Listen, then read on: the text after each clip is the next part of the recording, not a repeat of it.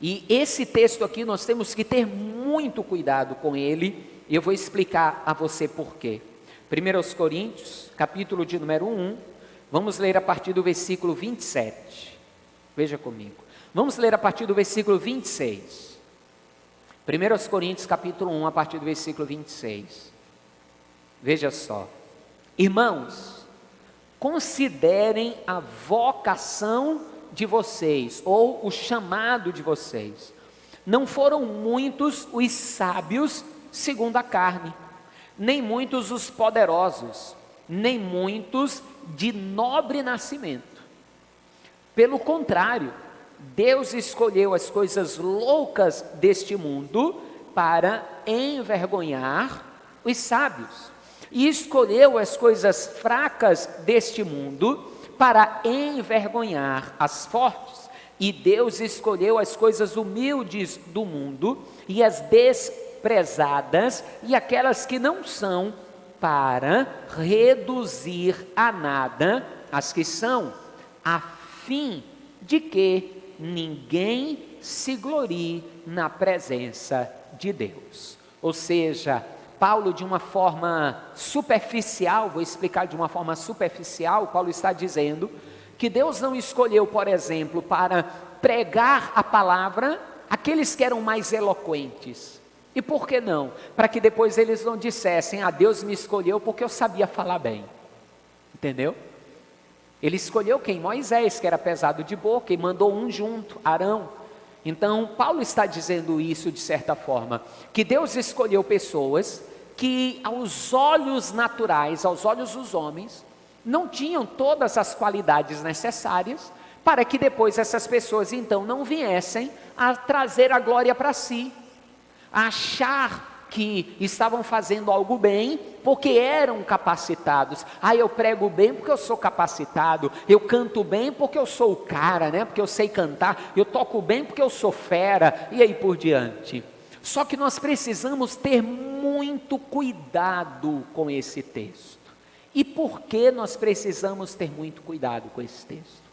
Porque muitos têm usado esse texto como desculpa para fazer as coisas para Deus de qualquer jeito. Como assim? Muitos usam e dizem, Deus não escolhe os capacitados, mas capacita os escolhidos.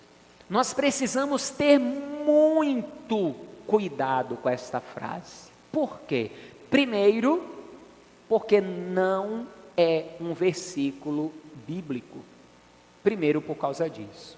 Então, nós não podemos fazer desta expressão, desta frase, uma doutrina.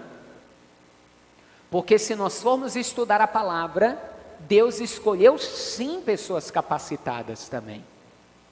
O próprio Paulo diz, não muitos, mas não quer dizer que ele não escolheu, não quer dizer que ele não escolha, e nós temos que ter cuidado justamente, primeiro, porque não é um texto bíblico, e segundo, para não sermos levados a relaxar naquilo que Deus colocou nas nossas mãos. Deus me escolheu assim, Deus sabia que eu não sabia fazer isso direito, e se Ele me escolheu assim, então é assim, acabou, tá bom, né?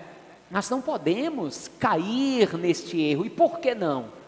Porque tudo que fazemos para Deus, devemos buscar fazer como, igreja?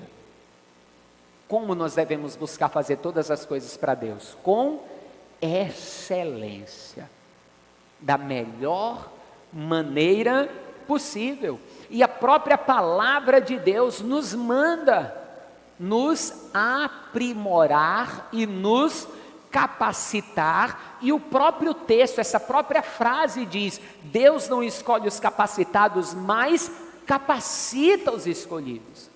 Então, Deus pode até chamar uma pessoa de um jeito, mas ao longo da carreira desta pessoa com Deus, tem que existir uma capacitação. Seja ela batalhando, lutando para se capacitar e Deus abençoando, usando, agindo também, ou seja, ela recebeu uma capacitação sobrenatural de Deus, que existem casos assim, como por exemplo no Antigo Testamento, quando Deus manda construir o tabernáculo. O povo havia passado 430 anos ali no Egito, fazendo o quê? Tijolo de barro, principalmente era isso. Aí Deus manda fazer o tabernáculo, aí tem lá a arca, cheio de detalhezinhos de coisa de ouro. Aí tinha que costurar, tinha que talhar, tinha um monte de coisa que não tinha ninguém que sabia fazer.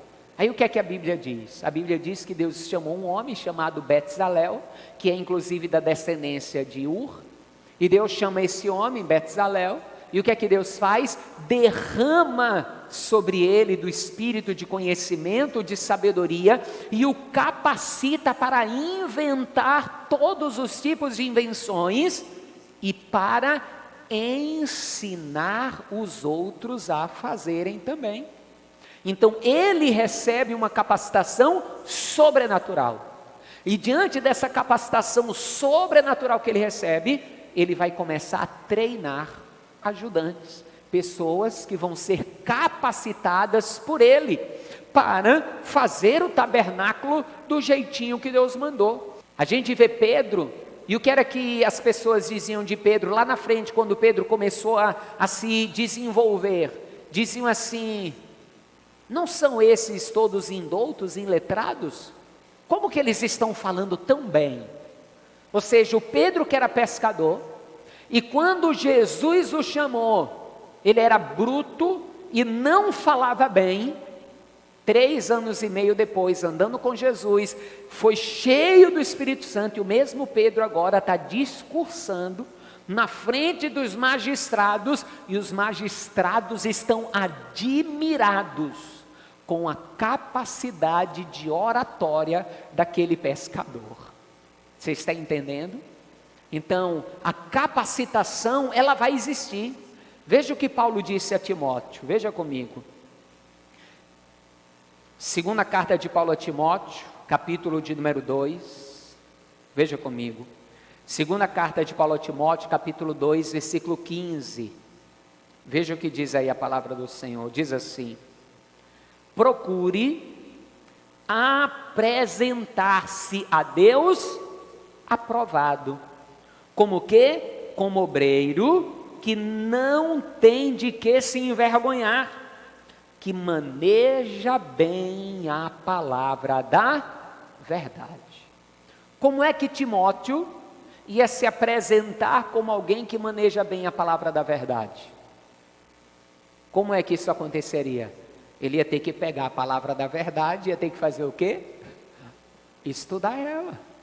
Ia ter que estudar, ia ter que buscar aprender, ia ter que fazer aquilo que Deus diz desde o Antigo Testamento para os seus servos: medita na minha palavra de dia e de noite.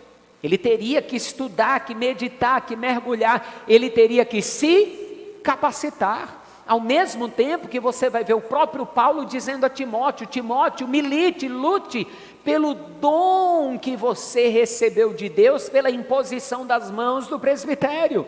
Então ele recebeu uma capacitação do alto, ele recebeu um chamado do alto, mas ao mesmo tempo existia a parte dele, aquilo que ele precisava fazer, até porque tem coisas que Deus vai entregar nas nossas mãos também segundo a nossa capacitação.